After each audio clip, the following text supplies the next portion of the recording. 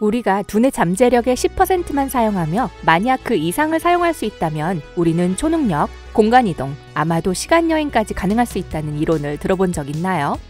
이 오래된 루머는 모든 사람들이 우리가 더 많은 지식을 가지고 있다면 아인슈타인을 능가할 수 있다는 생각에 사로잡히게 만들었죠. 사건의 발단은 1890년대로 거슬러 올라갑니다. 하버드의 한 심리학 교수는 인간이 가지고 있는 잠재력을 완전히 발휘하지 못한다고 주장했습니다.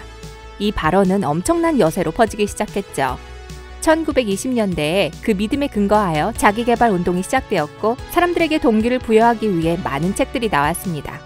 그러나 10%의 신화는 19세기 후반의 신경학 연구를 잘못 해석한 것입니다. 오늘날 신경학자들은 우리가 언제든지 두뇌를 100% 사용할 수 있다고 하면서 이를 반증했습니다. 만일 우리가 무한한 지식을 얻게 된다면 어떤 일이 일어날까요? 한번 상상해보세요. 잠에서 깨어났는데 느낌이 좀 이상합니다.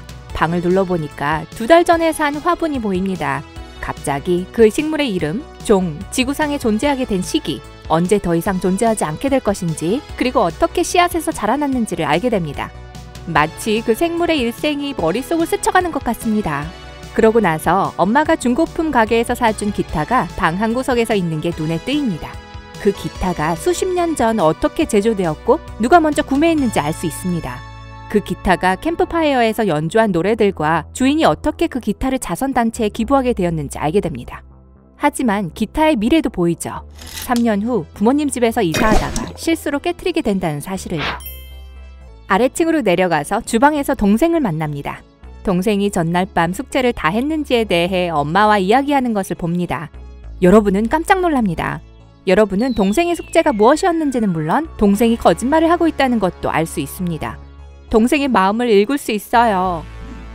자, 오해하지 마세요. 걸어다니는 백과사전이 되는 데는 몇 가지 이점이 있을 수 있지만 단점도 있을 수 있습니다. 우리의 뇌는 엄청난 저장 용량의 초고속 처리 능력을 갖춘 컴퓨터와 같습니다. 10억 개 이상의 뉴런이 연결되어 우리의 생각을 만들고 우리가 세상을 어떻게 이해하는지를 구성하는 네트워크를 형성합니다. 전 지금 뇌의 모든 뉴런들은 연결되어 있고 로봇이 통제하고 있는 행성은 화성일 수도 있다는 생각이 드는데요. 여러분은 무슨 생각을 하고 있나요? 댓글로 알려주세요. 재밌는 가설을 기대할게요. 두뇌는 수면, 꿈, 식욕, 그리고 우리의 모든 행동을 책임집니다. 우리의 지식 능력은 어마어마합니다. 우리가 가질 수 있는 정보가 무한하다면 영원히 살 수 있는 방법을 찾을지도 몰라요. 아니면 혼돈에 빠질 수도 있고요. 아마 두뇌가 블랙홀을 만들거나 폭발할지도 몰라요. 그 자체만으로도 정말 놀라운 일이겠지만 잠시 후에 다루기로 할게요. 우리 지능의 전체 용량은 정해져 있지 않지만 일부 연구에서는 2.5 페타바이트로 추정하고 있습니다. 컴퓨터로 치자면 300년 분량의 영상을 저장할 수 있는 용량입니다. 페타바이트는 기가바이트보다 훨씬 큽니다. 이제 방으로 돌아가서 여러분이 이 세상의 모든 지식을 가지고 있다고 상상해 봅시다. 이 시나리오에는 가능한 결과가 3가지 있습니다. 첫 번째는 바로 후회할 수 있다는 건데요. 알고 싶지 않은 것까지 알게 되기 때문에 모든 지식을 다룰 수 없을 거예요. 모든 사람들의 생각, 감정, 매 순간 전 세계에서 일어나는 일, 그리고 곧 일어날 일에 대해 알게 될 거예요. 이 사실은 여러분의 자아에 해를 끼칠 수 있습니다. 또 다른 가능성은 여러분이 다른 모든 사람들보다 우월하다고 느낄 수 있다는 것입니다. 어떤 행동을 하기도 전에 결과를 알 수 있을 것이고 사람들의 마음을 읽을 수 있을 테니까요. 이 때문에 모든 것이 예측 가능해집니다. 누군가 결정을 내리기 전에 어떤 결정이 내려질지 알게 될 거예요. 마치 일상이 영화를 보는 것 같을 겁니다. 여러분보다 우월한 사람이 없다면 결과는 2가지 중 하나일 거예요. 여러분은 지식을 나쁜 일에 사용하는 악당으로 변하거나 아니면 전 세계에 도움이 되도록 사용할 수 있습니다. 2번째 선택의 책임감이 너무 막중할 수도 있어요. 돌봐야 할 사람들이 많으니까요. 심지어 한 명을 케어하는 것도 저는 벅차게 느껴지는데 말이죠. 70억 명 인구를 실제로 돌봐야 한다고 상상해 보세요. 3번째 가능한 결과는 여러분이 인간성을 잃게 될 것이라는 점입니다. 이건 2번째 시나리오의 연속이라고 할 수 있어요. 인간은 무한한 지식을 경험해 본 적이 없습니다. 여러분은 우주 너머에서 무슨 일이 일어나는지 보게 될 거예요. 다른 지적 생명체와 외계 문명에 대해서도 알게 될 거예요. 심지어 우리가 영혼이 있는지 없는지 여부도 알게 될 겁니다. 그러고 나면 우리를 인간으로 만드는 놀라움, 희망, 궁금함, 그리고 두려움과 같은 감정들을 경험할 수 없을 거예요. 우리의 감정은 미지에 기반을 두고 있습니다. 그러므로 모든 것을 알게 된다면 경험이 불가능해집니다. 감정이 없는 로봇이 되는 거죠. 한 가지 해결책은 알고 있는 지식을 무시하고 마치 모르는 것처럼 행동하는 것입니다. 하지만 얼마 동안이나 그럴 수 있을까요? 사건의 결과를 알고 있다면 무시할 수 있을까요? 게다가 더 큰 문제는 따로 있답니다. 제가 아까 말한 뉴런 기억하세요? 기억은 수십억 개의 뉴런 연결을 통해 형성됩니다. 이러한 연결을 시냅스라고 하는데요. 더 강해질 수도 있고 더 약해질 수도 있습니다. 기억을 형성하기 위해서 뇌는 두 가지 방법을 사용합니다. 화학적 시냅스와 정기적 시냅스죠. 화학적 시냅스는 신경 경로를 통해 정보를 보냅니다. 이렇게 생각해 보세요. 작은 뉴런 하나가 작은 공간에서 분자를 방출하고 그 옆에 있는 뉴런이 그것을 감지합니다. 한편 정기적 시냅스에서는 뉴런 사이에 틈이 있습니다. 그래서 단백질이 그 둘을 연결하는 연결고리를 만듭니다. 전기적 시냅스는 멀리 가지는 않지만 속도가 빠릅니다. 즉각적인 대응이 필요할 때 사용되죠.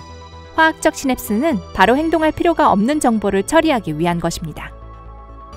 따라서 만약 여러분이 세상의 모든 정보를 한 번에 배워야 한다면 전기적 시냅스만 사용하게 될 것입니다. 그리고 만약 무한한 지식이 두뇌로 전달되면 두뇌 과부하가 발생할 거예요. 그렇게 많은 정보가 전달될 수 있는 통로가 충분하지 않을 겁니다. 따라서 자동으로 중요한 데이터를 선택하고 나머지는 삭제됩니다. 그러면 결국 모든 것을 알 수 없다는 것을 의미하죠. 하지만 논의의 편의를 위해 두뇌가 강력한 CPU와 거대한 처리 능력을 가지고 있다고 가정해 봅시다. 기억에 무슨 일이 일어날까요? 기억은 우리에게 시간의 흐름을 알려줍니다. 두뇌에 더 많은 기억이 저장되었다는 건 우리가 더 오래 살고 더 많은 경험을 했다는 의미죠. 그렇기 때문에 우리가 수업 중에 새로운 것을 배울 때 재미있게 놀 때보다 시간이 더 느리게 지나가는 것처럼 느껴집니다. 수업 시간에 시계를 보고 있다고 상상해 보세요. 초침이 움직이는 것을 보면 시간이 점점 더 천천히 움직이는 것처럼 보입니다. 두뇌는 눈이 움직일 때 정보로 채워집니다. 시계바늘이 한 칸을 움직여도 여러분은 여전히 정보를 처리하고 있기 때문에 시간이 느려지는 것처럼 느껴집니다. 만약 무한한 지식을 한꺼번에 얻게 된다면 두뇌가 그 정보를 처리하는데 평생이 걸릴 거예요. 모든 데이터를 한 번에 가져올 때 컴퓨터가 작동 중지되는 상황을 생각해 봅니다. 두뇌에도 똑같은 일이 일어날 거예요. 시간은 멈춰버릴 것이고 두뇌도 작동이 중지될 겁니다. 두뇌가 얼음처럼 얼어붙어 버리는 거죠. 하지만 이러한 생물학적 한계도 무시해 봅시다. 물리학을 무시해 볼까요? 잠깐 되돌아가죠. 여러분이 모든 것을 배우려고 하는 동안 전기적 시냅스는 동시에 기억을 만들어내야 할 것입니다. 그러면 더 많은 문제가 발생합니다. 두뇌는 전자의 흐름에 압도당하게 될 거고 그러면 뉴런이 미친 듯이 신호를 쏘기 시작할 것입니다. 단백질은 따라잡기 위해 몸부림치고 그래서 모든 것이 같은 운명을 맞게 될 겁니다. 그리고 오래가지도 못할 거예요. 단백질은 저항력 때문에 전선처럼 뜨거워지고 전류에 의해 파괴될 테니까요. 이때 바로 중력이 작용합니다. 여러분의 정신세계는 이제 무한한 수의 전자를 가진 작은 영역입니다. 모든 아원자 입자들처럼 전자는 질량을 가지고 있고 따라서 중력을 가지고 있습니다. 이완한 면적과 무한대의 전자는 블랙홀과 같습니다. 지식이 두뇌로 몰려듦에 따라 무한한 전자가 중력을 생성하게 되고 주변의 모든 것을 빨아들이기 시작할 거예요. 여러분 방에 있던 화분, 기타, 그리고 동생의 숙제까지 모두 다요. 하지만 문제는 거기서 끝나지 않을 거예요. 블랙홀은 커지기만 할 뿐이라는 이론이 있습니다. 하지만 이 경우 블랙홀이 증발하는 호킹 복사가 적용되는데요. 블랙홀과 함께 여러분의 두뇌도 증발할 거예요.